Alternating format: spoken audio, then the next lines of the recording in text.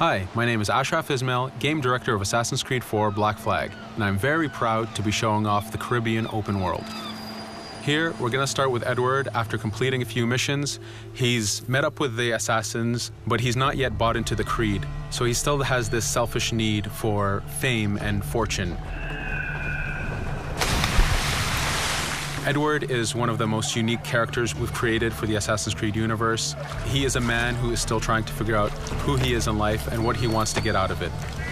At this point in the story, he still wants that fame, so one way to get it is to complete these assassination contracts. This is a way to make money and to gain a bit of notoriety. So here we go. We have 2 targets to take out, 2 Templar brothers. So we're going to accept the contract, and the world map is going to show us where this contract takes place. So we see here that the contract is actually very close to us. It starts in the village we're in, but as we zoom out, we want to show you the world that we have. Many locations, over 50 locations, centered by Cuba, the Bahamas, and Florida up north. This is a massive world. There's a lot to find and do in this Caribbean Sea. But now we'll get back to the Fisherman Village and go after our targets. The Fisherman Village, it's one type of location in this world. It's really here as a convenience to the player. This is where you can start missions, where you can shop to upgrade Edward and the Jackdaw itself. It's really about the mood and the ambiance of the Caribbean Sea. In the distance, we have a tavern that we're approaching. Taverns are places where you can hire crew, play mini games, drink if you wish. But for now, we're going to focus on the targets and take them out.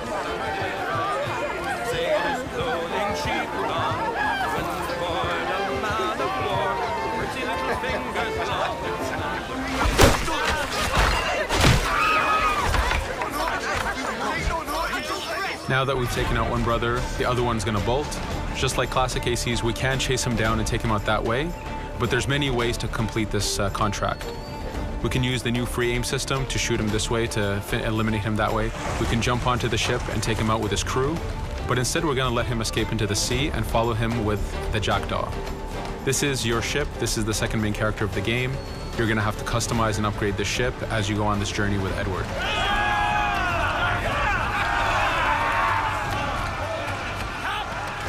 We've seamlessly gone from a ground chase right into a naval chase. We could destroy the ship and complete the contract that way, but instead, using the spyglass, we can see that he's carrying a lot of rum. Rum is important in the economy system. It's one way of making a lot of money if you sell it properly. So instead of destroying the ship, we're going to plunder that ship.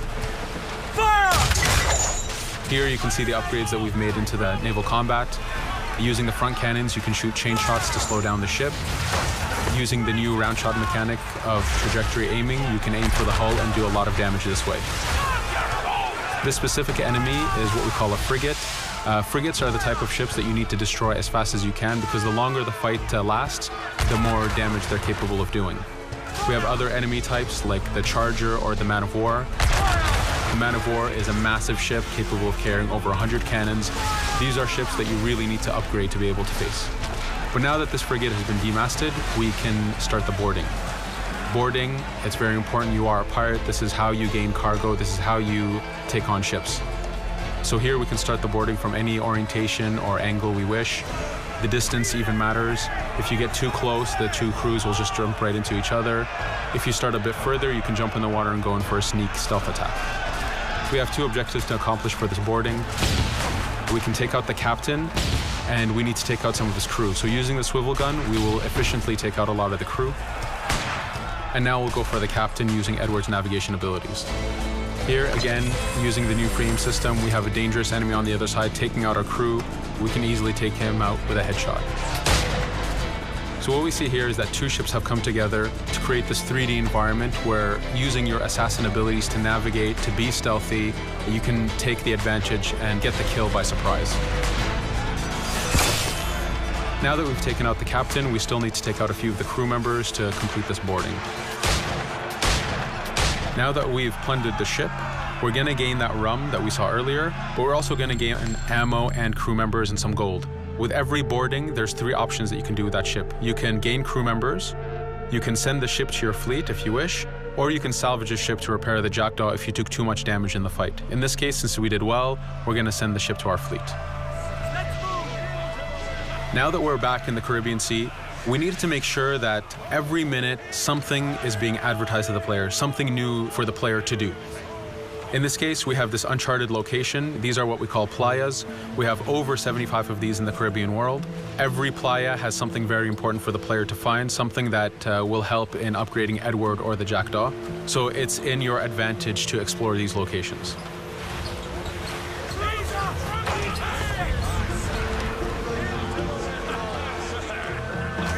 Again, for us, seamlessness is very important. We needed to be able to explore this Caribbean world without having too much interruption in the action. So being able to just let go of the wheel anywhere we want, jump into the water, and swim over to that location. This is very important for the mood and the immersiveness of this Caribbean open world. Here, as we get on the playa, in the distance we can see that there's a faction battle, but closer to us we can see that there's this poor drunken sailor who's passed away. But being a pirate, of course, we're going to loot his body and see what he has for us.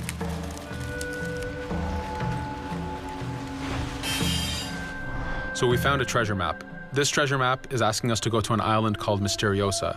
Every time you find one of these, you know that you're going to find a treasure that is linked to the progression of the Jackdaw or Edward, so they are very valuable. Here we're going to take a look at that faction battle. We have a British ship facing off against a Spanish ship. We could jump in and take advantage of this opportunity, allowing each ship to weaken the other and for us to plunder both. But now we're going to make our way back to the Jackdaw. Again, this is the second main character of the game. There's a lot of customization and a lot of upgrading to do on the Jackdaw. You can upgrade all the weapons to fit the playstyle you wish.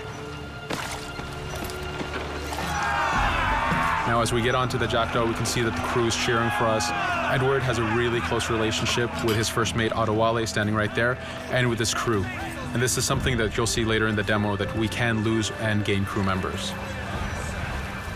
Again, using the spyglass, we can really see the contents of a ship, but you can also assess the danger and threat level of these ships. But for now, we're going to continue to Misteriosa to find that treasure. Here we've crossed into a harpooning zone. The harpooning system is connected to the hunting system, which is used for upgrading Edward himself. So you can upgrade the number of weapons he carries, the ammo that you can carry, and even his health. But for now, we've moved past that zone and we've got into a storm. Storms are very dangerous. If you're not careful, if you don't know how to navigate a storm, you will take damage to your ship and you will lose crew members.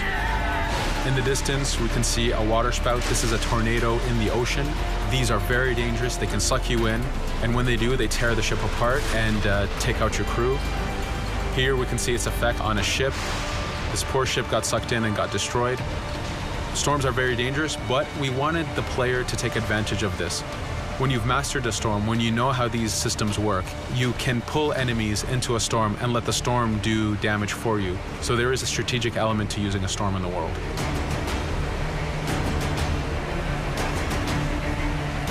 Here we can see that the storm is dying down a bit, but there's still this torrential downpour. It was very important for us to get the real mood of and atmosphere of the Caribbean in the weather cycles and in the daytime cycles.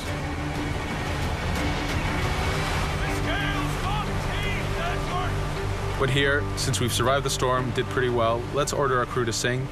Sea shanties are a part of this game. It's a collectible that you can find in the world. So the more you find, the bigger playlist you have for your crew.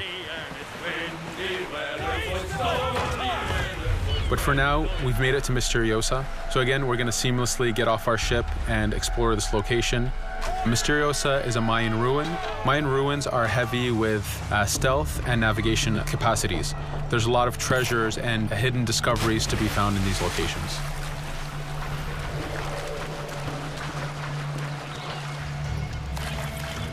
If we recall the treasure map, the treasure is hidden behind a temple. So just by quickly looking around, we can see that temple looks about right. So that's our objective. We'll head there. As we go this way, we can see there's a lot of guards on the beach. We could go in and fight them if we wish to, but to show off that this is a mini open world, we're going to try to find a different route to get to our objective. Here, we've seen a guard. We don't want to alert him, and we don't want to alert the guards on the beach, so we're going to use our stealth ability to take him out silently.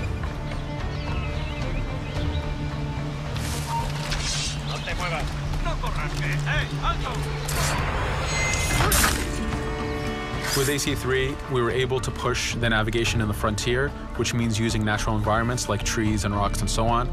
Mayan ruins are the perfect place where we mix man-made structures and these natural environments. So you really get to feel how far the navigation abilities of the assassin have come since the original game. In the distance there, we can see another part of the island being blocked off by a patrol of guards. We're going to avoid it for now and go for that treasure.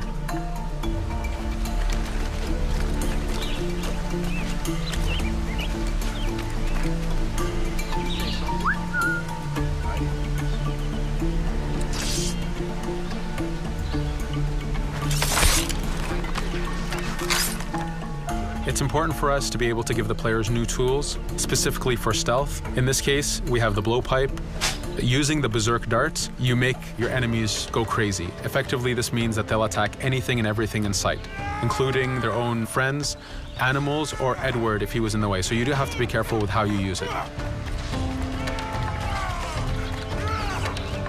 But now that we've caused a distraction, if we happen to fall down there, at least there's already a bit of damage done for us. But using our navigation skills, we're able to get past that area without any trouble. There in the distance, you can see the jackdaw placed exactly where you left it when you got onto this location. It's really important for us to show the beauty of this Caribbean world. The Caribbean has some amazing vistas, and we pushed ourselves to replicate this in the game.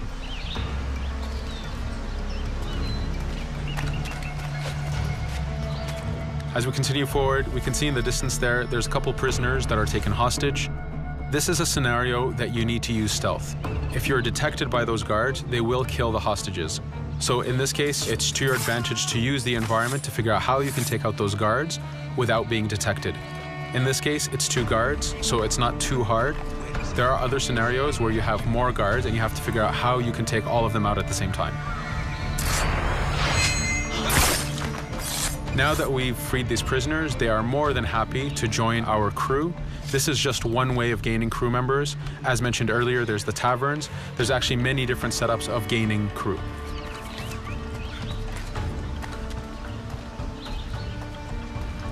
Here, we're going to go back to the treasure map. We can see that the treasure is actually behind the temple near a fountain. So if we just look around, we can see that it's around here.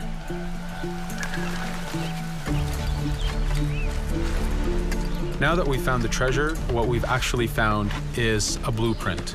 Blueprints are incredibly valuable for the upgrading of the Jackdaw.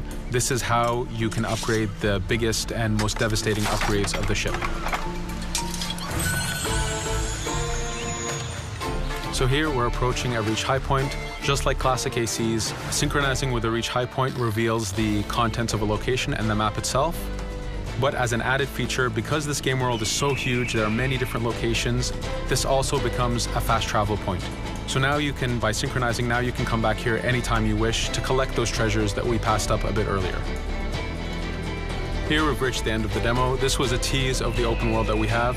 We're very excited to be able to show off this game and to let you play it very soon. Thank you for joining us.